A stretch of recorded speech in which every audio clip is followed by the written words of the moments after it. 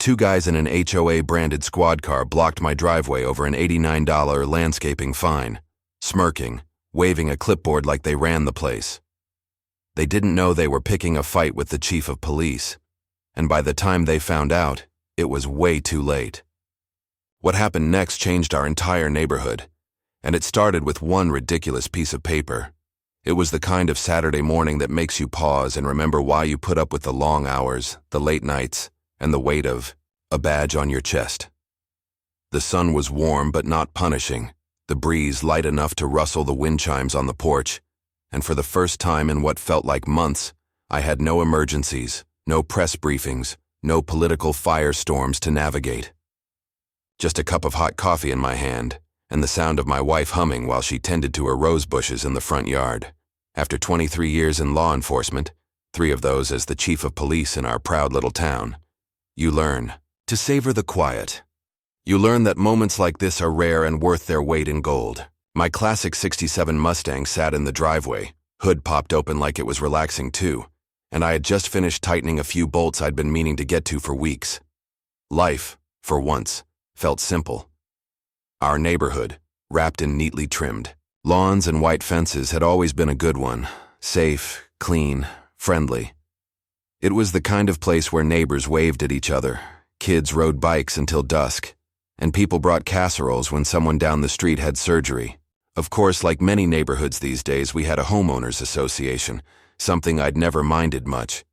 They kept the place looking sharp, and for the most part, they stayed out of the way. But recently, things had taken a turn. The board had a new president, a younger guy who didn't grow up here, didn't seem to know anyone's name, and acted more like a code enforcer than a community leader.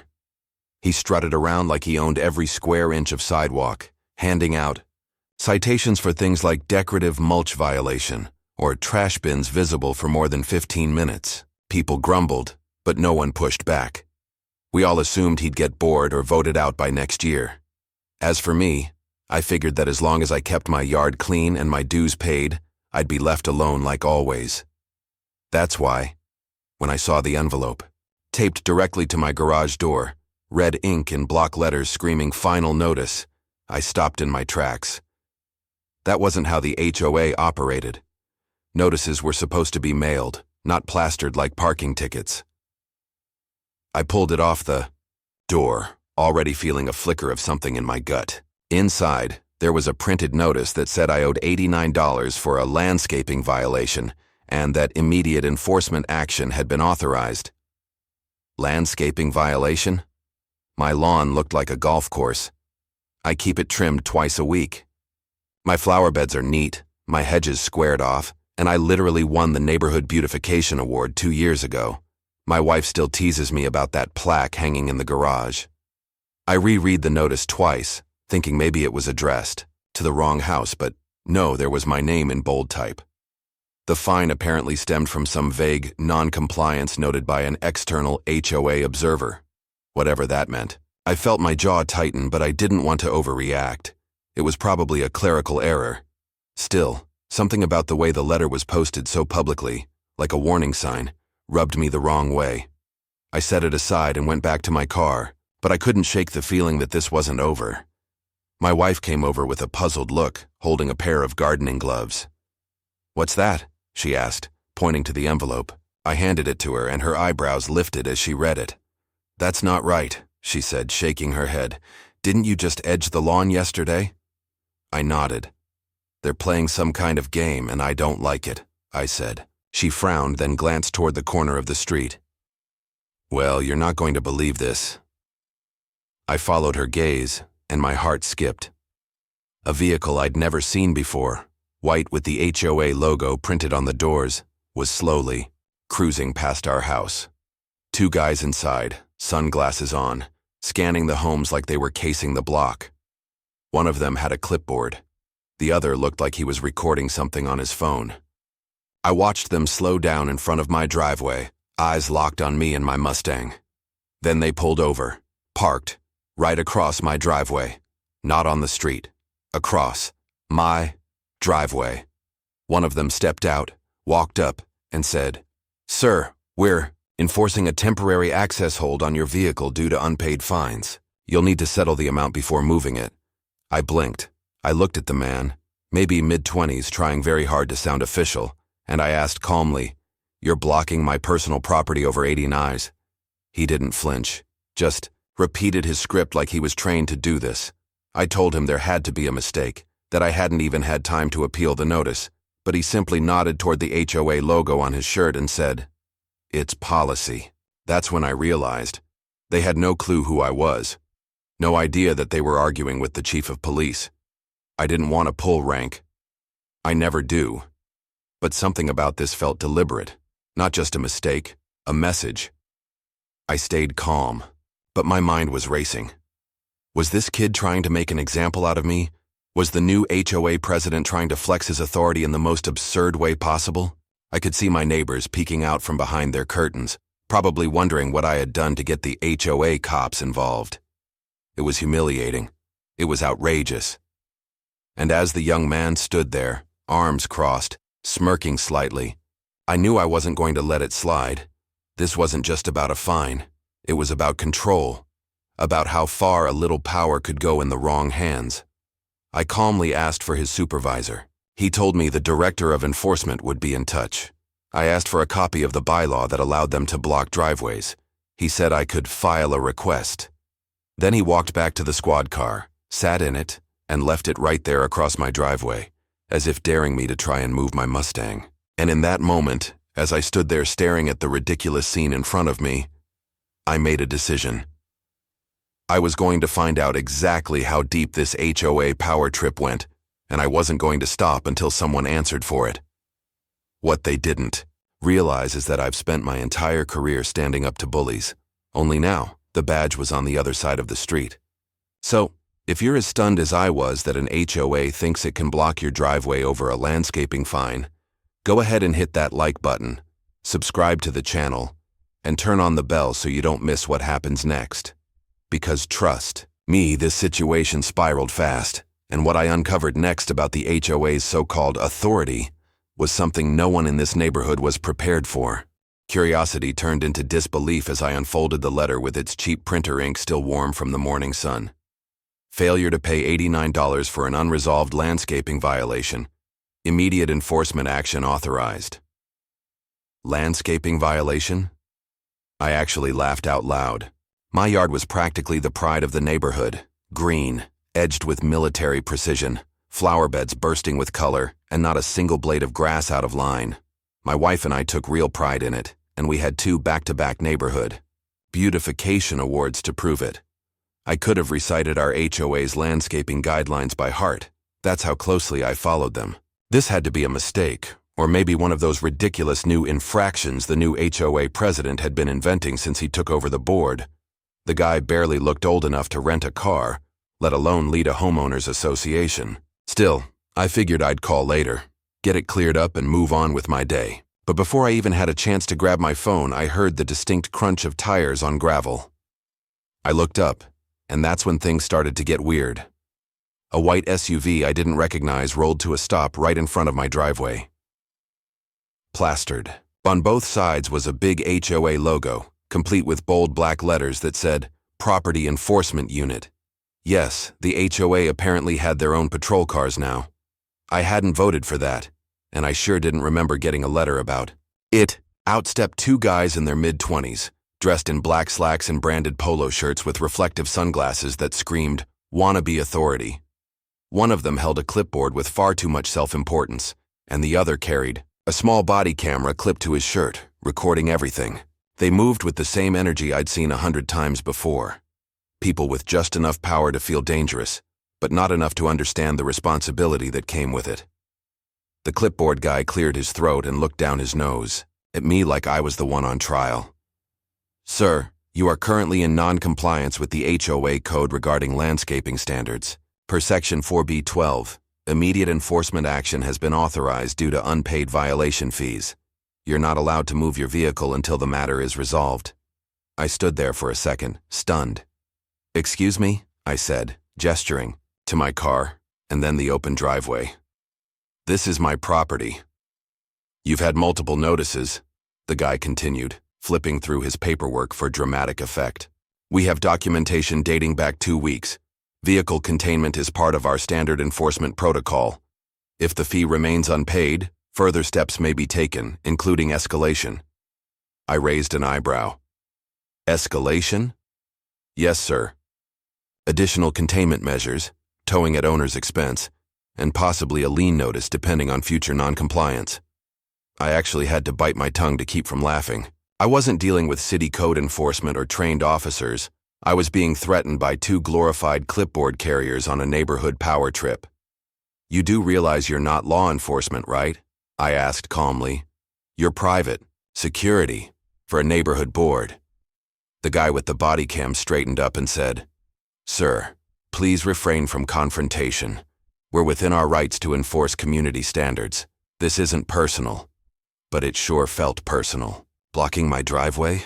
Over a fine I hadn't even had time to dispute. It was like they'd been waiting, like they knew when I'd be home. I looked back at my Mustang, completely boxed in now by their SUV. My wife stepped out onto the porch, wiping her hands on, her gardening gloves. Her expression told me she was just as stunned. "Is this a joke?" she called out. The men ignored her. That only made things worse. I walked over, pulled out my phone, and began recording. "This is Chief Daniel Foster," I said into the camera. "Chief of Police for this district. I am currently being blocked from accessing my own vehicle by HOA enforcement officers who are not licensed to conduct this kind of action under any city or state statute." That got a reaction. Clipboard guy's eyes twitched just a little. "Chief Foster, with respect, your position doesn't exempt you from community rules," he said, suddenly a little less cocky. "Rules? Rules are one thing," I said, my tone now steady and unmistakably official. "But what you're doing here is impersonating enforcement authority and trespassing on private property under color of governance. That's illegal." The guy stammered, tried to change the subject, and said he was just following protocol. I asked for a copy of the HOA policy that authorized them to block driveways. He didn't have it. I asked for the HOA president to come down and explain the decision. He said the president was not available. I asked who trained them and under whose authority they were operating. He just stared at the clipboard like it held answers. They didn't have any. Because there weren't any. Just layers of made-up rules and overreach hiding behind a logo. Meanwhile, my phone kept recording. Neighbors were starting to step outside. One couple across the street whispered to each other. A jogger slowed down, confused by the sight of an HOA vehicle blocking my driveway, and 2 young guys squabbling with a man who, unbeknownst to them, probably trained half the police force in our town. "You realize," I said carefully, "that you're about 5 seconds away from a very public embarrassment?" The body cam guy looked genuinely nervous now. I wasn't yelling, I wasn't making threats, but my calm tone probably scared them more than if I had. That's when I saw Clipboard. Guy tap something into his phone and mutter, "We need confirmation." They stepped back to their vehicle, doors still open, the SUV idling, still parked directly across my driveway like a big middle finger to common sense. I walked back up to the porch, took my wife's hand, and said quietly, "This isn't about $89 anymore." And it wasn't. This was about control, about how some people, when handed a badge or a title, no matter how flimsy, decide to treat others like they're beneath them. I'd spent a career dealing with that mindset, but never in my own driveway, and never from people who were supposed to be part of the same community. So if this story's got you as fired up as I was standing there that morning, take a second and smash that like button, subscribe to the channel, and hit that bell so you never miss what happens next. Because what I found when I finally looked into this so-called enforcement unit, let's just say it shook the whole neighborhood, exposed something way bigger than fines, and made me realize that sometimes the real threat isn't outside your town. It's on your very own street, wearing a cheap badge and holding a clipboard. You won't believe what they tried to do next. I took a deep breath, trying to steady my nerves as I stood in my own driveway, confronted by 2 smug HOA patrol contractors who were clearly enjoying the tiny bit of power they thought they wielded. "Sir, we're just following orders," the second one said, positioning himself in front of my '67 Mustang like he was guarding a hostage. I've been in tense situations before. Hostage negotiations, domestic disputes, high-speed pursuits. But I never imagined a quiet Saturday morning at my own home would feel this tense and absurd. My wife stepped onto the porch, her gardening gloves still on, eyes blazing. "You're blocking our driveway. What if we had an emergency? What if I had to rush to the hospital?" she shouted. Clipboard guy didn't even flinch. "Then you can pay the fine," he said flatly.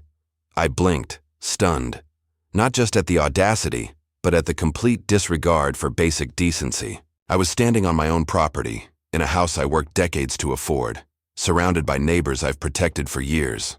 And now, over a landscaping fine I didn't even know existed, I was being treated like a criminal. Still, I bit my tongue. I didn't flash my badge. I didn't raise my voice. That's not how I operate, even when the situation clearly calls for more authority. "I'd like to speak to your supervisor," I said in my calmest voice. "He's not available," Clipboard guy replied, crossing his arms and acting like he just shut down a crime lord. "All concerns must be submitted in writing." I tried a different approach. "Okay, then show me where in the bylaws it says you can block a homeowner's driveway without prior notice." The other guy smirked. "It's all in the bylaws. You can file a formal request if you'd like to review them." File a request? Just to see the rules they were supposedly enforcing on my property? It was bureaucracy run amok, and these guys were wielding it like a weapon. It was clear now that this wasn't about community standards. It was about control, flexing it, flaunting it, and making sure everyone knew who was in charge, even if it meant going beyond the law. I walked back inside, quietly seething. My wife followed, still shaking her head in disbelief. I picked up the phone and called the number listed on the HOA notice. Straight to voicemail, no surprise there. I didn't bother leaving a message. I knew they wouldn't call back, so I made a different call, to someone I trusted, someone who knew how to navigate legal nonsense and HOA overreach better than anyone. "Jim," I said when he picked up, "you still on the city council?" "Sure am. What's going on?"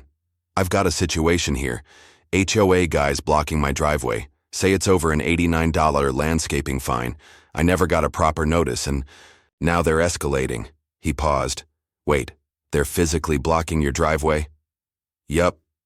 Got their little HOA SUV parked across it like it's a crime scene.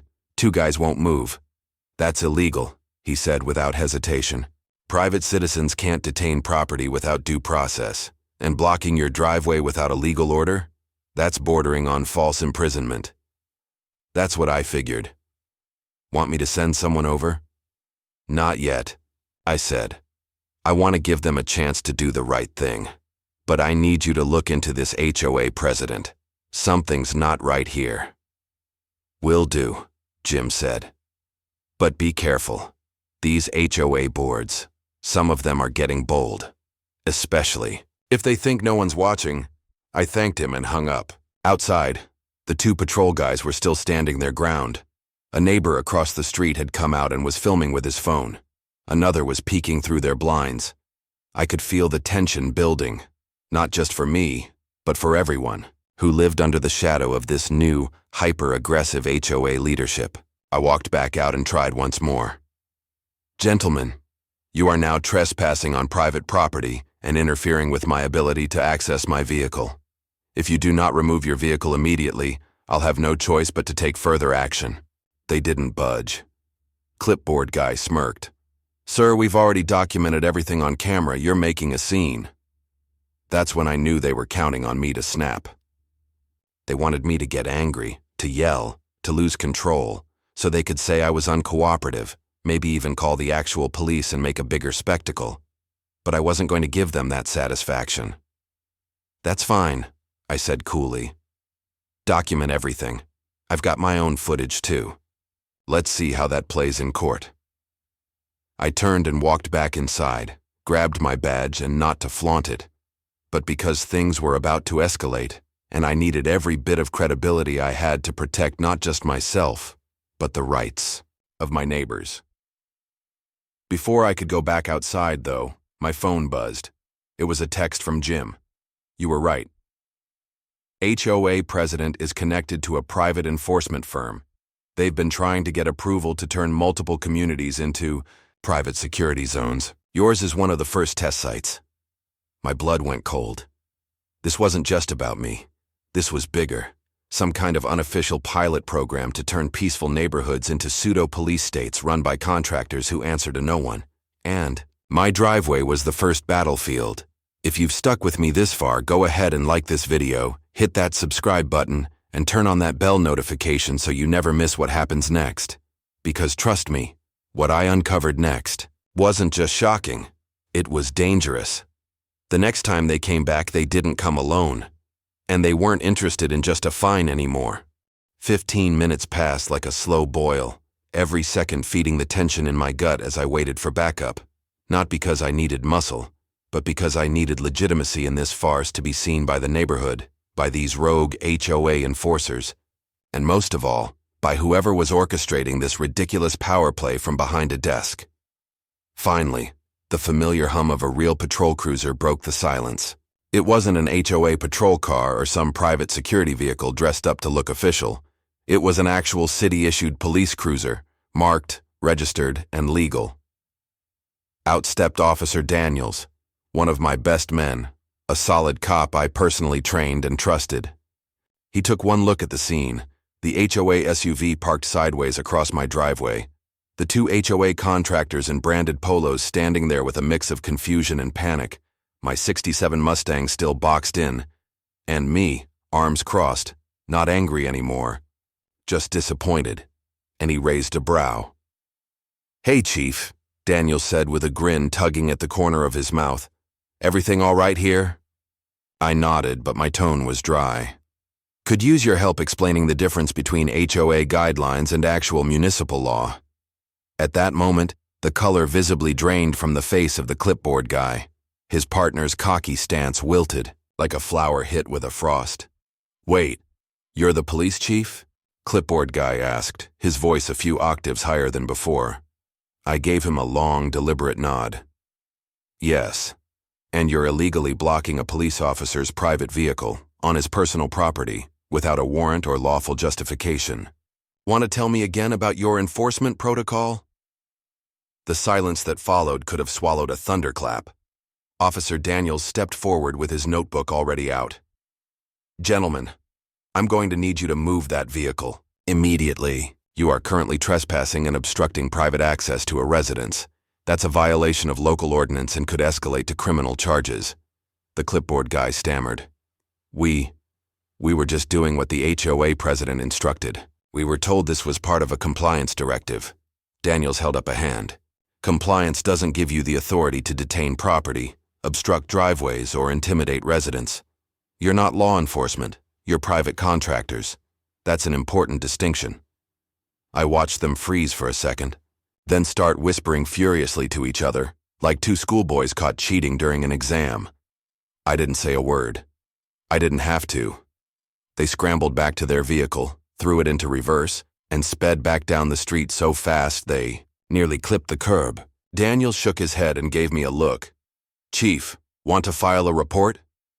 I paused for a second, glancing around at the growing number of neighbors watching from porches, sidewalks, even someone filming from across the street. "Not yet," I said. "Not until I speak to whoever sent them." He nodded and got back in his car, giving me a small salute before rolling off. I turned my attention back to the two HOA agents, who had now parked at the end of the block, clearly unsure whether to come back or keep driving. I walked down the sidewalk toward them, not as the police chief, but as a man who just had his personal space violated and his dignity tested over a ridiculous $89 fee that probably didn't even exist. "Let me make something clear," I said once I reached their window. "You don't get to hide behind a polo shirt and a clipboard and call it law. A letter taped to my door doesn't authorize you to block my property, detain my vehicle, or intimidate my wife.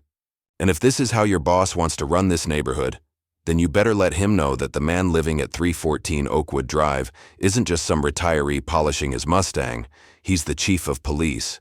And I'm not going to let this slide." The driver muttered something about just following orders, but I wasn't interested.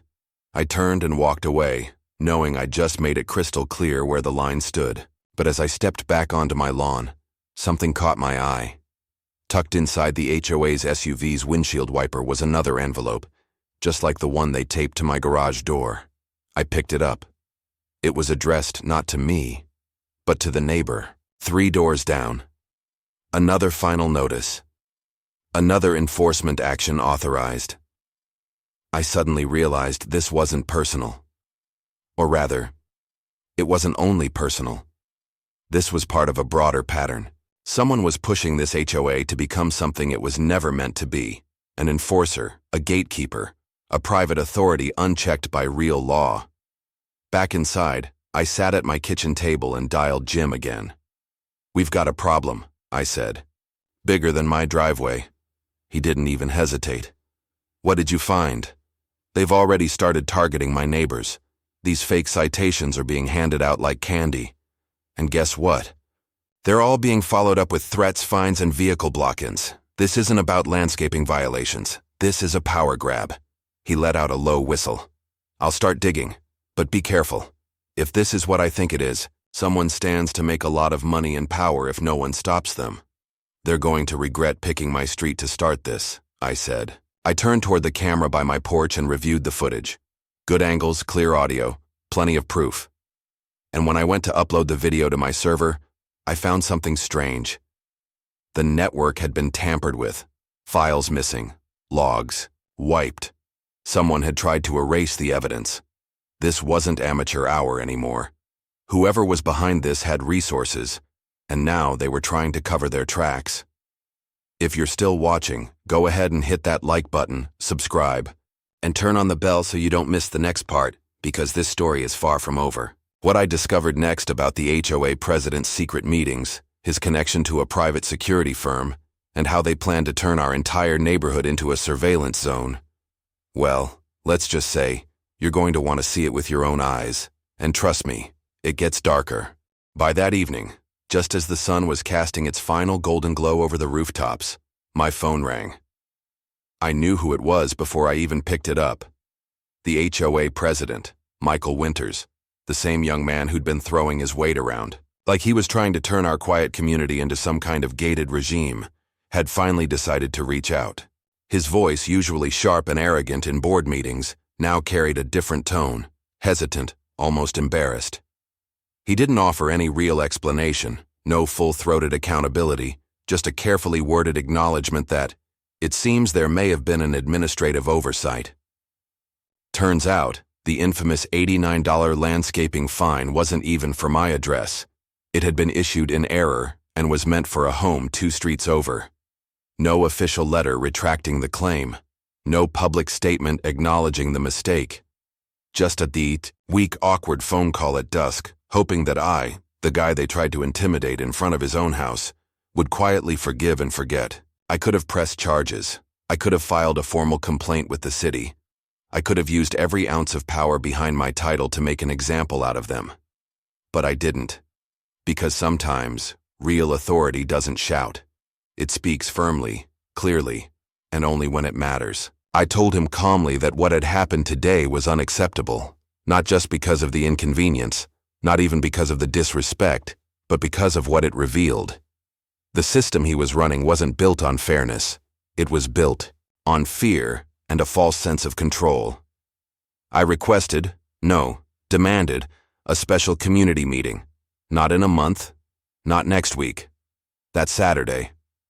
I would chair it myself. To his credit, he agreed. That meeting was the most packed I'd seen the community hall in years. Neighbors who never attended HOA sessions showed up with copies of notices, screenshots of emails, even photos of similar tactics they'd quietly endured. People were angry, but, more than that, they were relieved. Relieved that someone was finally putting a name to the quiet oppression that had crept into our cul-de-sacs. We started with the fine system. I asked the board to go through it line by line, right there in front of everyone. Every vague policy, every loosely written enforcement authority clause was read aloud and debated. And suddenly, the truth was laid bare. The language wasn't just flawed, it was designed to be exploited. Enforcement vehicles were never officially authorized. Vehicle containment was a misinterpretation pushed by the president without vote. The private security firm they hired. Turns out, it was owned by a cousin of one of the board members. It was all unraveling. I didn't yell, I didn't posture, I just stood tall and spoke clearly. We live in a neighborhood, not a fiefdom. Our HOA is meant to support the community, not police it. You could feel the shift in the room. Heads nodded, eyes opened. Even board members who'd remained silent began to speak up, admitting they'd signed off on things they didn't fully understand. In that meeting, the board voted unanimously to overhaul the enforcement protocol. No more patrol cars, no more vehicle block-ins. All fines would now go through a transparent review process with a 7-day appeal window, and most importantly, the HOA president would no longer act unilaterally. Every decision, every policy, every enforcement action would require majority approval. As for the 2 enforcers, they were terminated the next day. The private security contract was canceled within the week. Neighbors who hadn't spoken to each other in months began connecting again, not in paranoia, but in unity. Barbecues returned. Kids played in the street without a patrol SUV creeping past. The peace that had been stolen by red-letter notices, and fear returned quietly like sunlight through a broken cloud. And me? I went back to my Saturdays. Coffee in hand, porch view wide open, classic car polished to a shine. I didn't need to wear the badge that day. But I stood behind everything it represented. Because authority isn't about control, it's about responsibility. It's about protecting those who can't speak up, standing firm when others back down, and reminding people that rules exist to serve the community, not the other way around. That's what justice looks like, even in the smallest battles. And while I thought it was over, a few days later, I received something unexpected. A manila envelope, no return address, dropped into my mailbox in the dead of night. Inside were internal memos from the HOA board, real ones, along with a flash drive. What I read made my stomach turn. Plans for expanded surveillance cameras, silent partnerships with outside vendors for behavioral analytics, and worst of all, a financial audit that revealed someone was siphoning funds through false contractor payouts. This wasn't just about $89 or a driveway, it was the beginning of something bigger. Much bigger. Someone was trying to turn our community into a controlled test bed, where residents were monitored, behavior was tracked, and non-compliance wasn't just fined but flagged in private reports. If you've watched this far, do me a favor. Hit the like button, subscribe, and turn on all notifications so you don't miss what's coming next. Because this story isn't done. Not by a long shot. What I just uncovered could blow the lid off a system way bigger than one HOA. And if I'm right, it might not just be happening in my neighborhood. It could be happening in yours too. If you felt even a spark of frustration hearing what happened, imagine living through it. This isn't just a story about one driveway. It's a warning about what happens when power goes unchecked. If you believe in standing up for what's right, in defending your home, your dignity, and your neighbors, then you're in the right place. Hit that like button to push this story out to others who need to hear it. Subscribe so you don't miss what comes next. And turn on all notifications, because trust me, the next chapter goes even deeper. And what I found next will leave you absolutely speechless.